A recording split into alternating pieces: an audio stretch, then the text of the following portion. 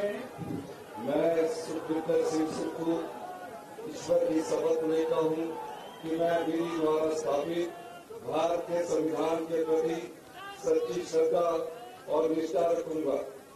मैं भारत की प्रभुता और अखंडता को अक्षुण्ण रखूंगा।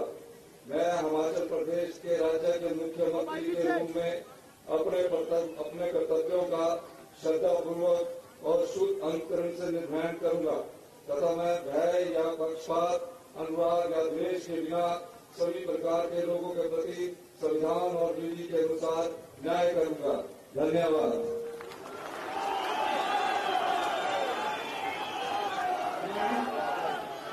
मैं सुखविंदर सिंह सुक्खू ईश्वर की शपथ लेता हूं कि जो विषय हिमाचल प्रदेश राज्य के मुख्यमंत्री के रूप में मेरे विचार के लिए लाया जाएगा अतः मुझे ज्ञात होगा, मुझे किसी व्यक्ति या व्यक्तियों को तब के सिवाय जबकि ऐसे मुख्यमंत्री के रूप में अपने कर्तव्यों को समन्वित निर्वहन करने के लिए ऐसा करना आवश्यक हो, मैं प्रत्यक्ष अथवा अप्रत्यक्ष रूप से